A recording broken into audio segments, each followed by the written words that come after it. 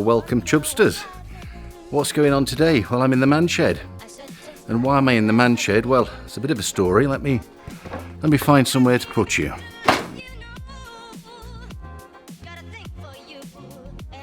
Well, as you know, I've moved from Queensland to Spain, and since I've been in Spain, I've not been able to do a great deal of paramotoring. I've managed to put out a couple of tongue-in-cheek videos for you guys. I hope you like those. So what am I doing here in Spain? Well, I've kind of semi-retired.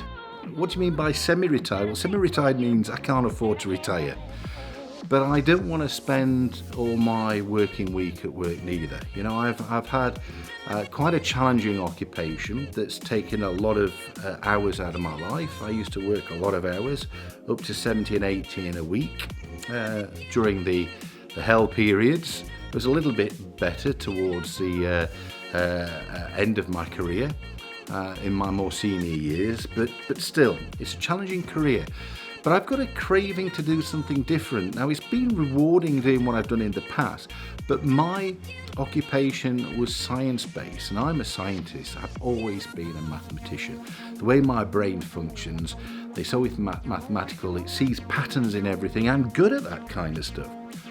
What I'm not good at is creativity, which is where my heart's been drawing me to recently, and hence why I started making the videos. There's something about the creative side of me that's not been expressed throughout my life that now I want to get to know. So this is the reason behind the videos, and it's also the reason behind the man shed. So I've decided I want to spend some time in here and make something for a change. You know, instead of being a scientist, I'm going to be an artist. Maybe. So I've got a quandary. The quandary is I've got experience now in flying a wheelbase paramotor,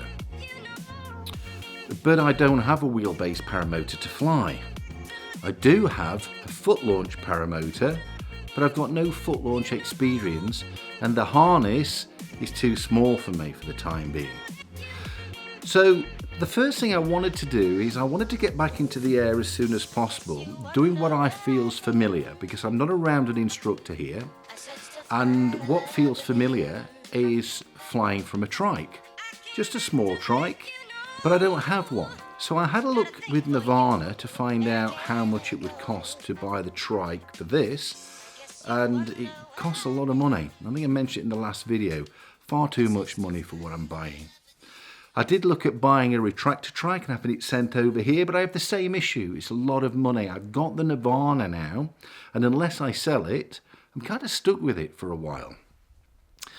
So what to do? Well, I mentioned it in one of the other videos. What I'm going to do is I'm going to have a crack at making a trike for myself. Now, I've got a couple of dodgy skills. I'm no welder, I'm no fabricator, but I've got some of the gear. And I've been out and bought some stuff.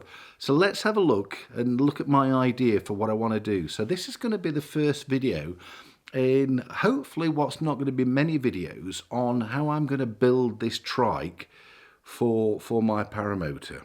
So what I wanted to show you is what I'm planning on doing. I'm just going to do a quick bit of a schematic. You'll see that there's an aluminium strut that goes to there. And this goes inside with a peg that holds that strut in place, and the bit that goes in there has got a diameter of 14 millimeters. There's also another peg that comes out of here, and this peg, which has got a diameter of 16 millimeters, is actually the hanging arm. So this is kind of an arm assembly that connects to the harness. And here is the harness, that's the seat, hangs on there, there's the hanging arm. What I wanted to do was, we'll have this T-piece and this new T-piece in here.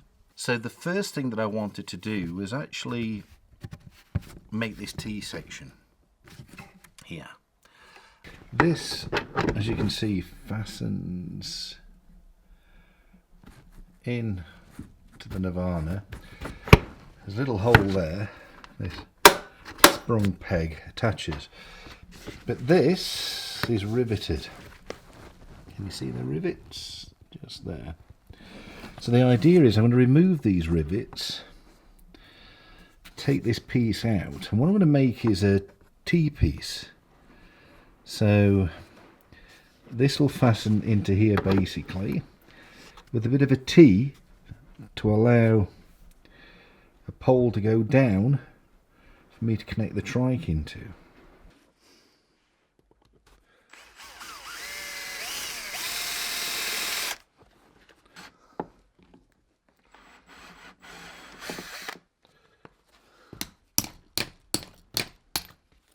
Yay! Yeah. That's the piece we've taken out. There's a little bit of a bend on it. I don't know whether that's intentional or the result of use. But there we go.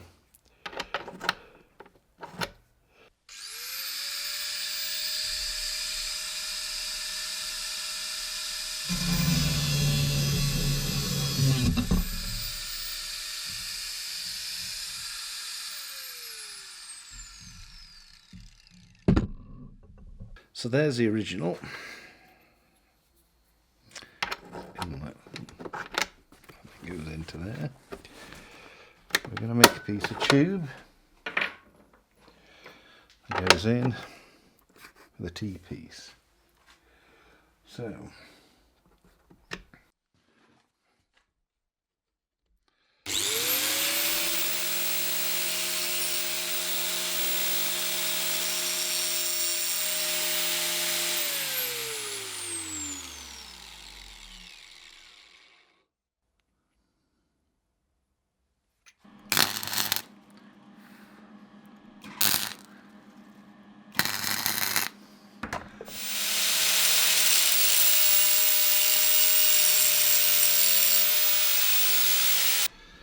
So that's the finished item. So as you can see, that's going to be riveted into the front. I'm leaving this for now.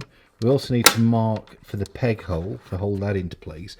But the reason I'm not doing that is I want to build the rest of the trike first, because I'm not sure what angle I kind of want this to face out at, knowing that I might be pressing against that. So we might end up having to have it out here a little bit, who knows. We'll try it when we hang. The other thing I've noticed as well is this actually pushes out the harness about an inch and a half.